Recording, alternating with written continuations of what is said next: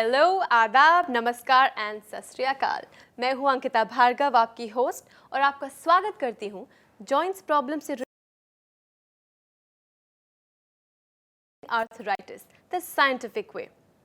जैसे ही हम आर्थराइटिस का नाम सुनते हैं, गठिया का नाम सुनते हैं, जोड़ों का दर्द होता है तो लगता है जिंदगी थम गई, जिंदगी रुक गई।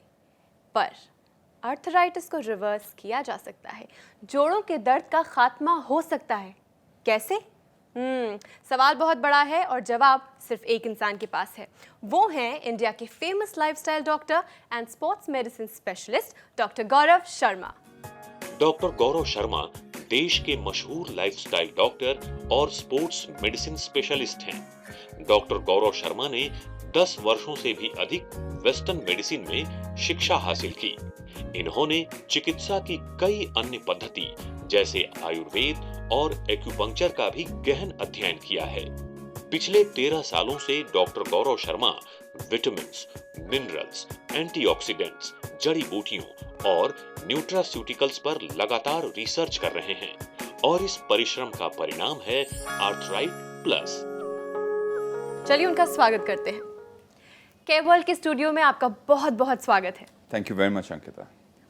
वेल दोस्तों, अगर आपको आर्थराइटिस है या आपकी फैमिली में किसी को जोड़ों का दर्द है और आपको कुछ नहीं समझ आ रहा, तो यही वो एपिसोड है, यही वो सीरीज़ है जो आपके लिए गोल्डन चांस लेकर आई है।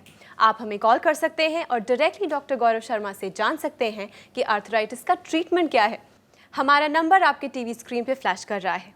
चलिए शुरू करते हैं आज का ये एपिसोड। डॉक्टर गौरव, पिछले कुछ एपिसोड्स में हमारे पास एक कॉलर आए जिन्हें स्लिप डिस्क की प्रॉब्लम थी।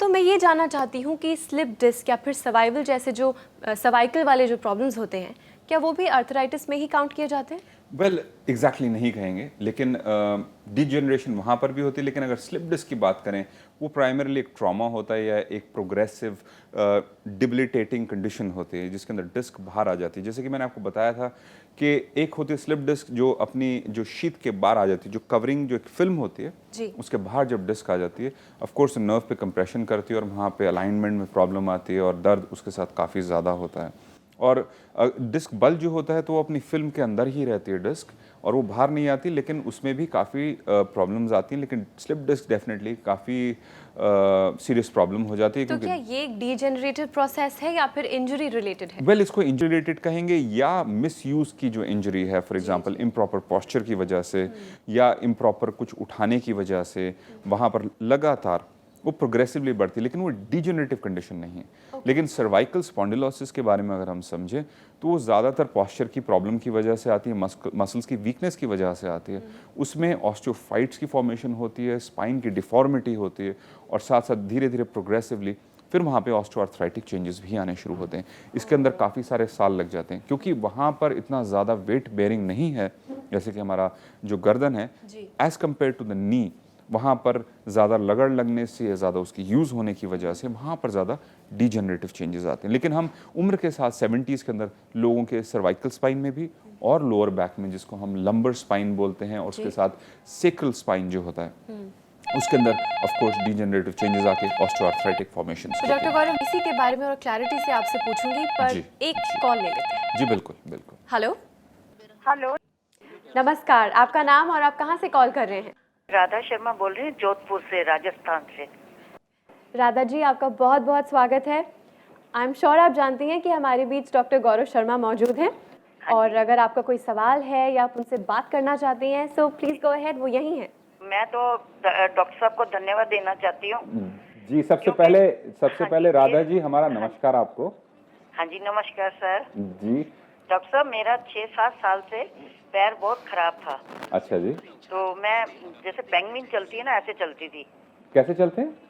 पेंगुइन जैसे। पेंगुइन के जैसी। अच्छा, पेंगुइन के जैसे। वो मेरा बेटा बोलता था, मम्मी आप पेंगुइन की तरह चलते हो। अच्छा जी। तो ऐसी हालत थी, मतलब आर्थराइटिस लेफ्ट नी में मेरे है। अच्छा जी। तो मैंने एक दिन ऐसे छुट्टियों में आपका प्रोग्राम देखा। जी। तो देखने के बाद मैंने आपसे दवाई मंगाई। मैं अभी 1.5 महीना हुआ है मेरे को खाते हुए, जी।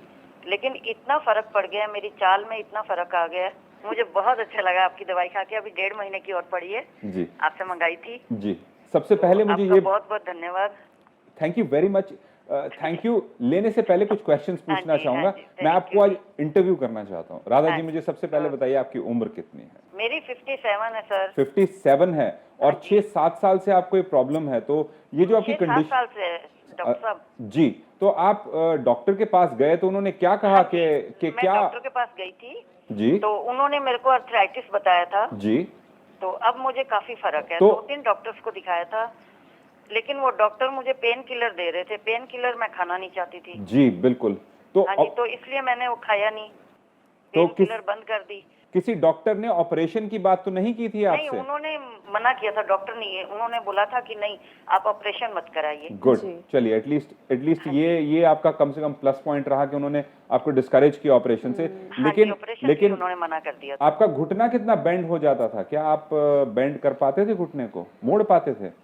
हाँ जी सर, मेरी जॉब है ना, टीचर की जॉब है, जी।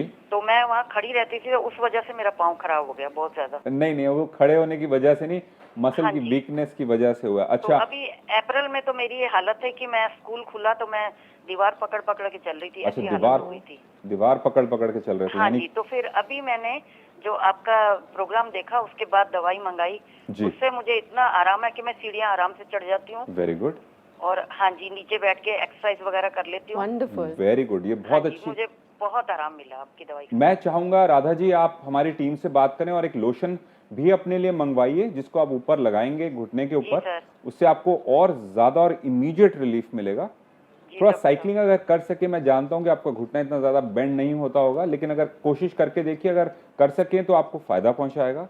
और साथ साथ हमारी टीम से बात कीजिए कि कैसे आप खाने के अंदर कुछ और चेंजेस कर सकते हैं, तो उसको ऑन डिमांड मंगवाइए, आपको अरेंज करके देंगे। और इसका डेफिनेटली 6 से 9 महीने का कोर्स तो करिए ही करिए, और हर साल इसको कम से कम 3 महीने का रिपीट कीजिए कोर्स, कि आगे प्रॉब्लम कभी बढ़े ना और आपको फिर पेन किलर्स का सहारा लेना पड़े। तो थैंक यू वेरी मच आपकी शुभकामनाओं के लिए, आपकी विशेष के लिए।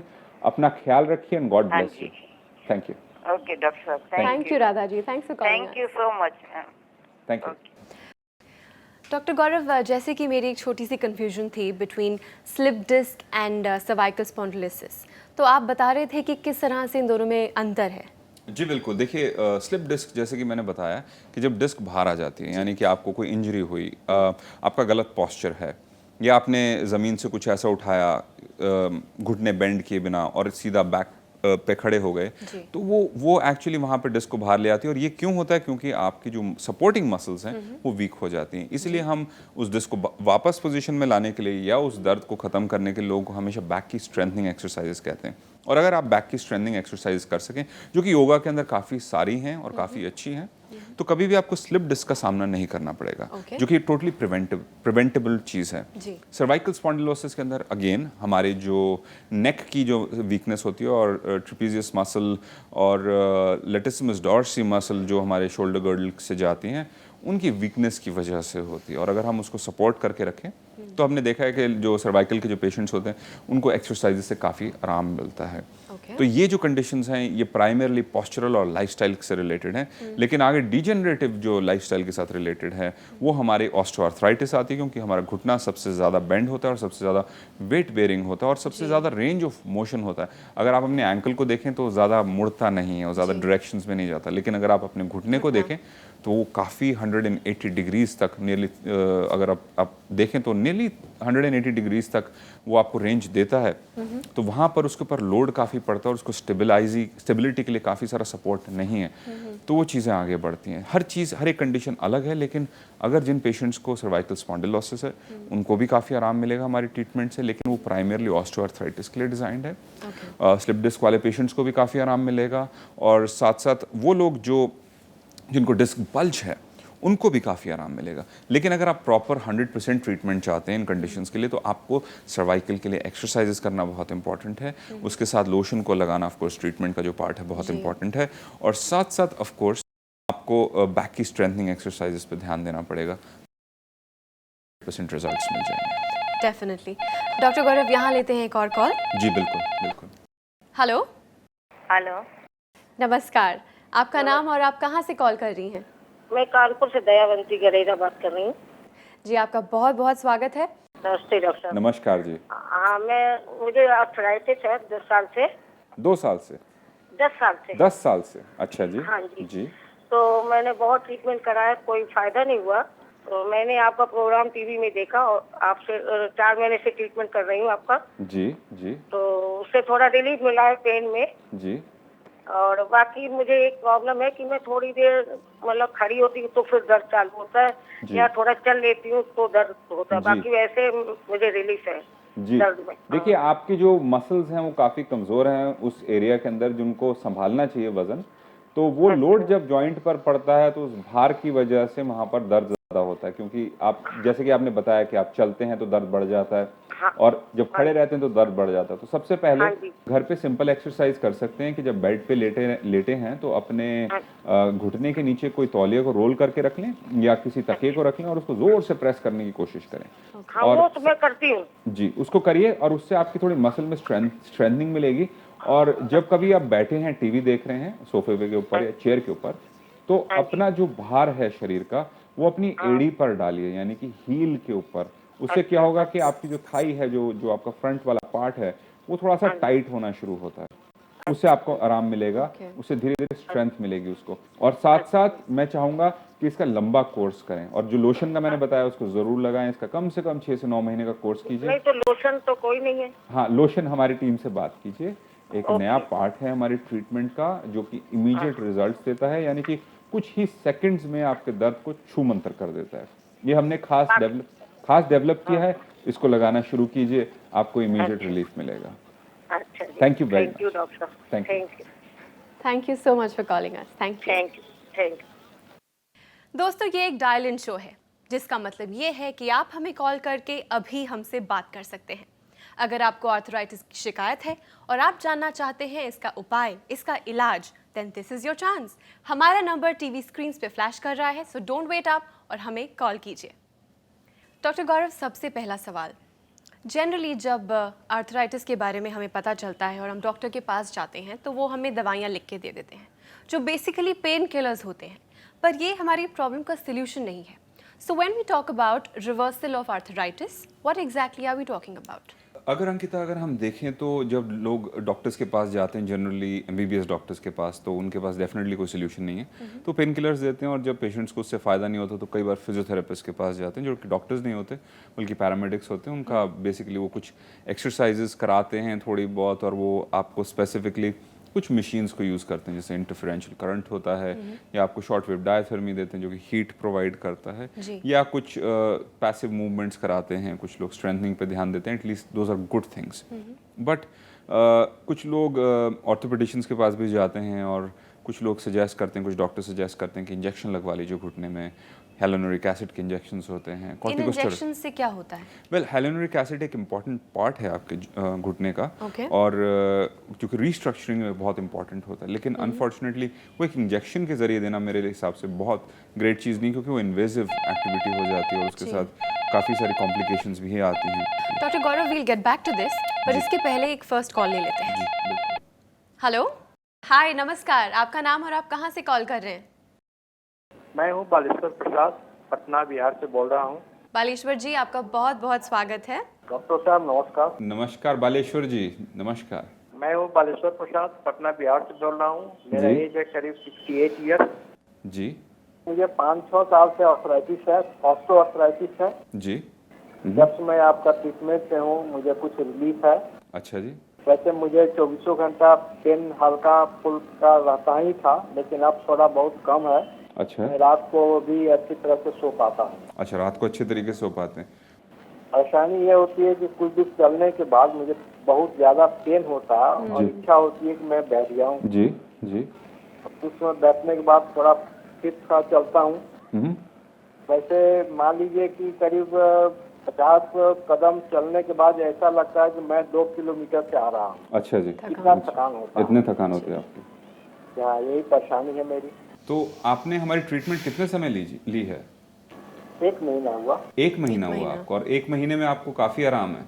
डेफिनेटली ये इम्प्रूवमेंट है और सही चिन्ह है और सही निशान है आपको ये समझने के कि आप सही दिशा में जा रहे हैं, और इसको मेंटेन करिए। और मेरे हिसाब से आपको कम से कम 6 से 9 महीने का कोर्स करना चाहिए, और उसके बाद अगर हर साल इसको 3 महीने का कोर्स रिपीट करें तो आपकी कंडीशन आगे बिल्कुल भी नहीं बढ़ेगी। और ईश्वर को थैंक यू कीजिए कि आपको ये ऐसे रिजल्ट्स मिले, आपको ऐसे इंप्रूवमेंट मिली है, तो इसको कंटिन्यू रखें। और हमारी टीम से हाँ ज़रूर बात करें कि आपको एक्सरसाइज कौन सी करनी चाहिए जो आपकी कंडीशन इंप्रूव करेगी। साइकिलिंग की तरफ थोड़ा ध्यान दीजिए और याद रखिए कि घुटना बिल्कुल सीधा होना चाहिए। वहाँ पर जब उसको एक्सटेंड करें तो पूरी उसकी रेंज ऑफ मोशन के साथ चलिए। और हमारी टीम से बात करके अपने लिए फटाफट एक लोशन को मंगवाइए जिसको आप ऊपर अपने जॉइंट के लगा सकते हैं, तो आपको 30% सडनली 70% में बदल जाएगा और धीरे धीरे आपका दर्द एकदम गायब हो जाएगा। और ऑफ कोर्स मैं बहुत खुश हूँ कि आपके अंदर एनर्जी आई है, आप कुछ काम कर पा रहे हैं, आप अच्छे से सो पा रहे हैं रात को, क्योंकि दर्द एक इंसान को बहुत ही परेशान कर देता है। और हमने जैसे कि इस लोशन की बात करी ट्रीटमेंट में, उस लोशन को अगर आप लगाते हैं तो साथ साथ आप देखेंगे कि आपकी जो स्लीप है, आपका जो सोना है, उसके अंदर कंफर्ट आ जाएगा। और एक पेशेंट को हमने दी थी तो कहते हैं कि मैं सालों से सोया नहीं था, आज मैं पहली बार सोया। तो उस तरह के जो विशेज़ और जो ब्लेसिंग्स और जो कॉम्प्लीमेंट्स मिलते हैं हमें बहुत अच्छा लगता है। तो इसको इंट्रोड्यूस कीजिए अपनी ट्रीटमेंट के अंदर।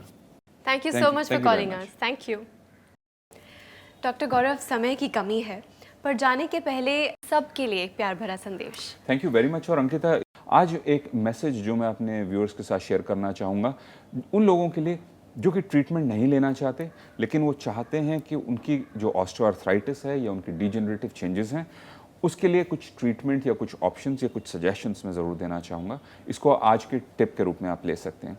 सबसे पहले अपने क्वाड्रिसेप की स्ट्रेंथनिंग, यानी कि हमने इस घुटने की स्ट्रेंथनिंग के बारे में बात करी है, उसकी जो मसल है उसके ऊपर एक्सरसाइजेज का बड़ा इंपॉर्टेंट रोल है। उसके लिए आप चाहे इंटरनेट पे जाकर देखें तो आपको 2, 4, 5 एक्सरसाइजेज ज़रूर मिल जाएंगी। लेकिन अगर आप चाहते हैं तो हमारे ट्रीटमेंट पैटर्न के अंदर आप उसको डेफिनेटली डिमांड कर सकते हैं और हमारी टीम आपको इसको देगी। उसके अलावा मैं चाहता हूं कि आप साइकिलिंग की तरफ ध्यान दें, यानी कि क्वाड्रिसेप स्ट्रेंथनिंग। अगर एक अपराइट साइकिल है, किसी भी तरह की साइकिल अगर चला सकें, लेकिन ध्यान रखिए कि आपका जो घुटना है वो पूरा सीधा होना चाहिए जब आप साइकिलिंग करें। उसके अलावा जैसे कि हमने पहले भी बताया है कि पाइनएप्पल का थोड़ा सा भोजन के अंदर इंट्रोडक्शन कीजिए, पाइनएप्पल थोड़ा एक्स्ट्रा खाया कीजिए। कीवी को अगर आप अफोर्ड कर सकें, 30-40 रुपए की कीवी आती है, उसको अगर रोज़ एक कीवी खा सकें बहुत अच्छा रहेगा आपके लिए। और पपीता जो कि थोड़ा सस्ता ही है, और कच्चा पपीता और भी अच्छा रहता है आपके लिए, तो एंजाइम्स की पूर्ति होती है। एक्सरसाइजेस को की तरफ खास ध्यान रखिए। ये सोच कर चलिए कि ऑस्टियोआर्थराइटिस को डेफिनेटली प्रिवेंट किया जा सकता है, उसको रिवर्स भी किया जा सकता है। लेकिन उसके लिए कुछ जो रिकमेंडेशंस मैंने दिए हैं उसको यूज़ कीजिए। लेकिन एक और टिप साथ साथ ऐड करना चाहूँगा कि अगर आप कच्ची हल्दी कहीं से ला सकें, उसको कूट लीजिए घर पे, मोटा भी कूट सकते हैं तो बहुत अच्छा रहता है, जितनी फ्रेश होगी उतना ही अच्छा है। और उसके साथ थोड़े जो अदरक होता है हमारे घर के अंदर, उसको काफ़ी सारे बड़ी गांठ को कद्दूकस करके डेफिनेटली उस दूध के अंदर मिलाएं और उसको रात को सोने से पहले पिए, तो उससे आपको काफ़ी इंप्रूवमेंट मिलेगी आपकी कंडीशन के अंदर। लेकिन अगर आप चाहते हैं कि फास्ट और सुपर फास्ट टेक्नोलॉजी के साथ हम रिसर्च बेस्ड कोई सोल्यूशन दें, तो आप हमारी ट्रीटमेंट को कंसिडर कर सकते हैं। और उस कंसिडरेशन के लिए आपको सिर्फ एक कॉल करना पड़ेगा, हमारी टीम से बात करनी पड़ेगी। और अगर आप उससे भी ज़्यादा आगे बढ़ना चाहते हैं कि श्योर फायर रिजल्ट्स आपको मिले और एग्जैक्टली मैं आपको बता सकूं कि अब कहाँ खड़े और कहाँ जा रहे हैं, उसके लिए आप हमसे आकर मिल भी सकते हैं। आपसे मिलकर मुझे बहुत खुशी होगी। मेरा सौभाग्य होगा कि अगर मैं आपकी मदद कर सकूँ, आपकी ज़िंदगी को किसी तरीके से बदल सकूँ। Thank you very much.